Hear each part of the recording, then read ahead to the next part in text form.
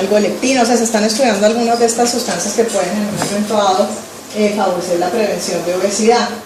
Y la lactancia materna pues tiene de pronto menos aporte de calorías y de carbohidratos y de otros alimentos de la complementaria cuando se introduce, sobre todo tempranamente. Algunos medicamentos que ya habíamos visto que pueden producir, entonces se interroga también en la historia personal si está recibiendo alguno de estos medicamentos. Siguiente. En la revisión por sistemas, entonces, hay algunas patologías que son parte del proceso o que se asocian o que son complicaciones de la obesidad. Entonces, investigando un poco estas comorbilidades o complicaciones, hay trastornos del sueño, entonces uno averigua si hay ronquidos, si hay poliuria, polidipsia, mirar los ciclos menstruales en las niñas cuando ya han tenido su menarquia, porque algunos ciclos anovulatorios, oligomenorreas, se pueden asociar con un síndrome de ovario poliquístico, mirar muy bien toda esta parte, con una alteración de tiroides. La presencia de hirsutismo también nos haría sospechar de pronto un estado de hiperandrogenismo que generalmente se asocia con síndrome de ovario poliquístico, y saben que eso tiene una relación importante con la resistencia a insulina y los componentes del síndrome metabólico. Siguiente, la historia psicosocial. Ahí la podemos ahorita, pues que yo hace poco les di una clase donde les hablé del HED, ¿se acuerdan? El curso de inducción. Entonces, como que, sobre todo en los adolescentes, ¿no? Y en los niños más pequeños, mirar un poco también el entorno familiar, escolar. Estos niños, inclusive no en la adolescencia, desde más temprano, pueden ser víctimas de matoneo, de burlas, pueden tener bajo autoestima, aislamiento social, depresión, bueno, una cantidad de complicaciones psicológicas que ya nombraremos, que son inherentes pues a la obesidad. Entonces, por eso lo debemos investigar también en la historia psicosocial. Y ya en la parte de hábitos, mirar muy bien la alimentación. Entonces aquí desde en niños y en adolescentes hacer como un recuento, a veces se les hace o se les pide para la siguiente cita haga un diario, o se les pregunta más o menos usted ayer qué almorzó o hoy qué, pues hoy no, porque ese día seguramente solo ha desayunado y llegó por la mañana a la consulta. El día de ayer, qué desayunó, qué almorzó. Entonces mirar el tipo de comidas, los horarios, el tipo y cantidad de bebidas, pues estas bebidas azucaradas, artificiales, jugos de caja, Nestlé, gaseosas. El lugar donde comen, es importante que coman en la mesa, pero entonces a veces comen y hacen otra actividad simultáneamente. Si comen rápido. Siguiente, si comen en familia o solitos por ahí viendo televisión. La actividad física, nosotros a veces no preguntamos porque además no sabemos prescribir actividad física y tampoco a veces se nos ocurre interrogar, y esto es importante no solamente en los obesos, en general en todas las historias pediátricas de niños y adolescentes. El ítem de actividad física diaria. Obviamente en los niños más pequeños seguramente no es un deporte estructurado ni de alto rendimiento, simplemente qué espacios tiene disponibles, qué tanto corre, qué tanto juego libre activo hace el niño, o qué tanto está pegado a una pantalla de televisión. Entonces duración, frecuencia de esa actividad, los lugares disponibles para realizarlo, y también la contraparte, qué tanto tiempo le está dedicando a las actividades que llamamos de pantalla, que pueden ser varias cosas, sumando entre televisor y hoy en día, antes hablaba solo de televisión, hoy en día pues pantalla de computador, videojuegos, celulares, etc. Siguiente.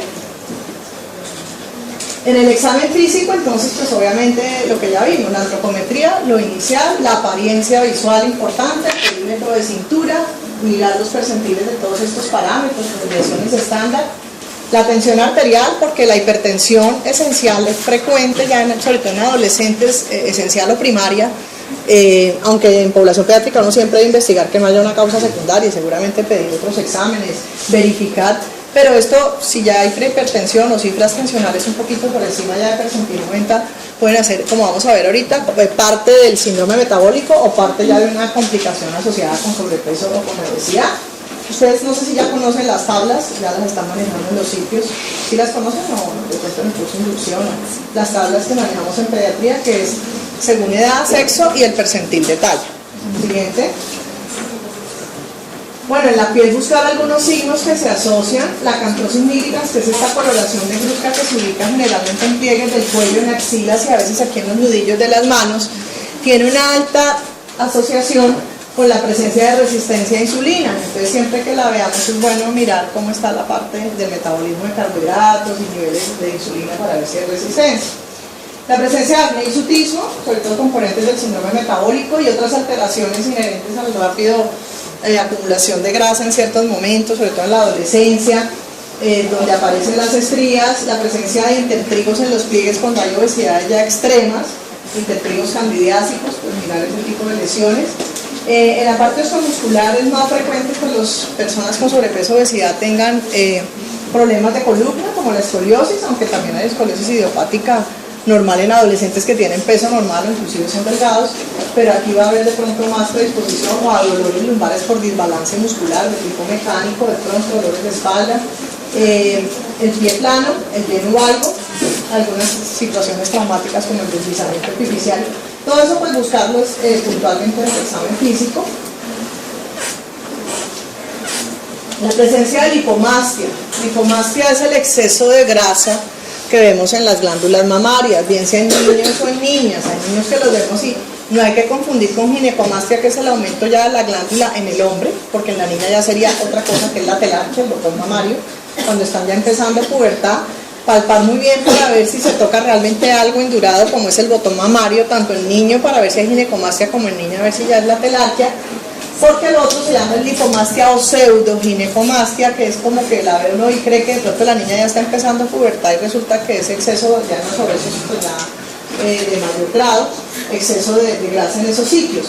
El falso micropene o pseudomicropene, ¿no? Los niños que se les ve el pene de pronto más chiquito que el usual, que se llama también pene incluido, pero es porque hay un aumento de la grasa prepúbica, entonces hay que rechazar un poco la grasa prepúbica para ver realmente cuál es el tamaño del pene, que generalmente es un tamaño normal, pero que visualmente si nosotros no hacemos esa maniobra vamos a verlo como si fuera más pequeño. Algunas alteraciones del neurodesarrollo, o sea, mirar muy bien cómo ha sido el desarrollo psicomotor, o en ese momento al examen físico mirar en los niños pequeños, pues de acuerdo a lo que ustedes en AYEPI todavía de neurodesarrollo, ya el doctor Álvarez les habló un poco, que sí, o si ya son niños grandes, cómo ha sido el proceso de aprendizaje y el proceso escolar, porque algunos síndromes genéticos pues cursan con retardo mental, entonces ahí tendríamos que tratar una obesidad sindromática de origen endógeno. Siguiente. Bueno, ¿qué laboratorios pedir en obesidad? Pues viene todo el análisis bioquímico y realmente esto se pide con el fin de detectar algunas comorbilidades, como es el caso de las dislipidemias y del síndrome metabólico, que hasta hace un tiempo ya se empezó a definir, aunque vamos a ver que ahorita los criterios todavía en edad pediátrica, pues ya tenemos algunos avances, pero todavía no están tan claramente definidos como en los adultos. La glicemia basal, en un niño siempre vemos pues cuando tiene sobrepeso, obesidad, pedirla y debe estar pues por debajo de 100. Un colesterol total que en población pediátrica está por debajo de 170, no de 200 como dicen los estándares de los laboratorios, porque muchos laboratorios no lo tienen estandarizado. Entonces siempre que interpretemos miremos que en edad pediátrica esté por debajo de 170. Y se piden también pues, otros componentes del perfil lipídico, como son el colesterol de alta, de baja densidad y los triglicéridos. Siguiente.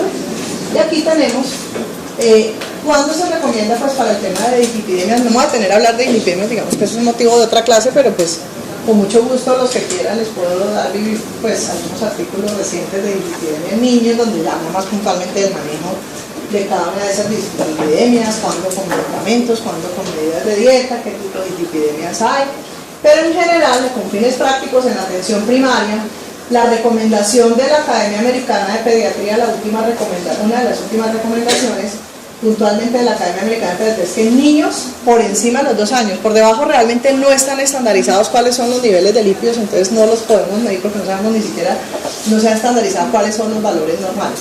Pero por encima de los 2 años se debe siempre pedir como tamizaje y incluir hasta la población de adolescentes.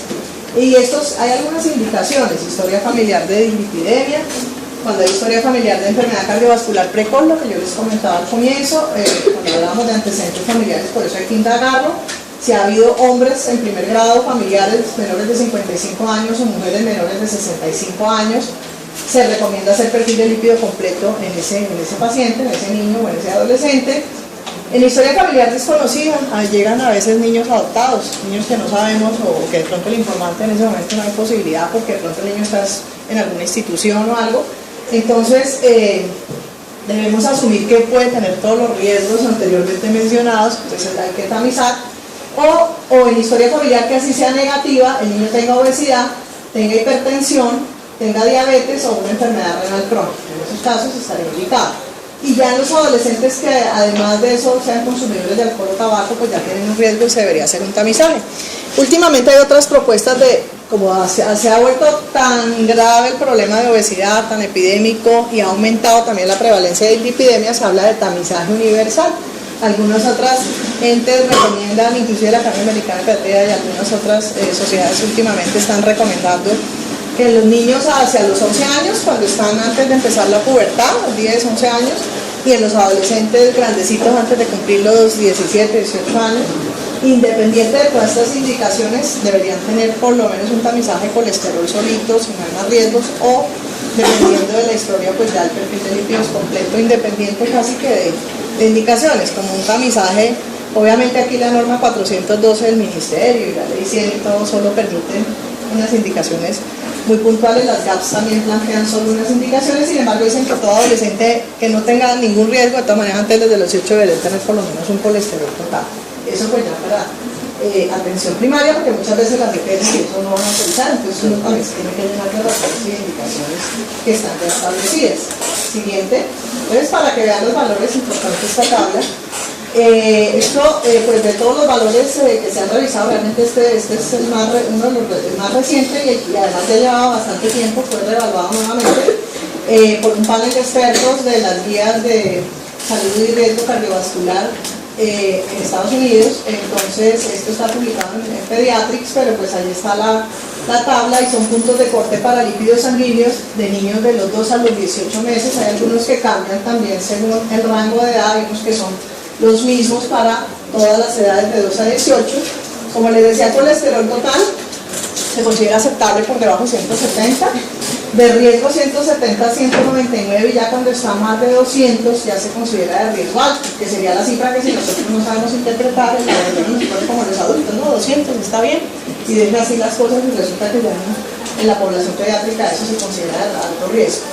El LDL por debajo de 110, ya por encima entre 110 y 129 es de riesgo, y de riesgo alto por encima de 130. Los triglicéridos se estandarizaron, varían un poco en grupos de niños más pequeños de 0 a 9 y ya en adolescentes de 10 a 19. Entonces se consideran como normales o aceptables por debajo de 75 en los más chiquitos y por debajo de 90 en los adolescentes. En cuanto a riesgo, 75 a 99 en los niños y 90 a 129 de miligramos por decilitro de triglicéridos se consideran de riesgo, y riesgo alto, mayores de 100 en los pequeños y más de 130 en los adolescentes, no 150. Pues ya cifras de 150, ahorita que damos definición de síndrome metabólico, por encima de eso pues ya se considera uno de los criterios de síndrome metabólico. Pero 130, ojo, en población de adolescentes no nos quedemos como que el laboratorio nos dice que 150, entonces ahí es normalito, ya se considera. Fíjense que es mucho más estricto y exigente que en los adultos. El HDL por encima de 45 aceptable, de riesgo de 40 a 45 y de riesgo alto por debajo de 40. Entonces es importante pues que tengan esos datitos a la mano, uno con la práctica se los va memorizando, sino por lo menos ahí tenerlos, sobre todo el 170, acuérdense siempre, 110, o sea, ya, aunque sea lo aceptable. Por encima de eso está alto, ya que sea riesgo alto, riesgo medio, sabemos que está altico, entonces hay que hacer algo. Y más de 45 para el colesterol de alta densidad, la lipoproteína de alta densidad. Bueno, otros laboratorios se hacen es buscando algunas patologías endocrinas, y eso ya depende pues del criterio clínico, depende de los hallazgos que tengamos en una historia clínica, según el examen físico. Si sospechamos que tenemos acantosis nígricas, que tenemos sospechas de ovario poliquístico, entonces decimos no, de pronto, o una alteración ya previa en el metabolismo, una glicemia basal que está alta, o hay una hipoglicemia, miremos a ver si hay resistencia a insulina. Sin embargo, el estándar de insulina dice lo normal es menor a 10, pero es que hay que entender que hay variabilidad, es difícil estandarizar porque en un mismo individuo, a lo largo del día, la insulina es por pulsos. Se va secretando por pulsos, depende de la actividad física, depende del ayuno, depende de la época de la vida. Ya se sabe en este momento que en pubertad hay una resistencia fisiológica a insulina, entonces niveles hasta de 15 podrían ser normales en cierto momento de la pubertad, sobre todo cuando se está en el pico de estirón puberal. La forma más exacta de saber si es resistencia a insulina, ya que hay tanta variabilidad en los niveles basales, se prefiere hacer el OMA para resistencia a insulina, que es un valor estandarizado de homeostasis de la insulina, que es insulina por glicemia sobre una constante de 22.5, Entonces también no fue fácil, pero hay puntos de corte que son diferentes para adultos, pero el punto de corte para población menor de 18 años, o sea, por encima de eso, que es el P90, estaría alto el OMA y habría resistencia a insulina, es 3.43 para menores de 18 años. Otras hormonas no se piden siempre, pero si tenemos un niño con talla baja, con algunas otras alteraciones que nos hagan sospechar un problema endocrino, pediremos niveles de todo lo que es el perfil tiroideo y la hormona del crecimiento que se pide. Realmente lo que uno pide de pronto es somatomedina C, que es el que lo determinan ya en todos los laboratorios, pues no en laboratorios de técnico y eso, pero sí en laboratorios ya de un nivel como la clínica, un nivel ya de tercer nivel. Es la somatomedina C, que es el intermediario que ustedes saben que se produce en el hígado y que se estandariza, porque hay pruebas dinámicas también. Antes se hacía el test de ejercicio, realmente tienen muchos falsos negativos. De pronto un test de clonidina, pues eso ya lo pides el endocrinólogo, realmente en esos casos, si nosotros sospechamos algo, es mejor remitir al especialista.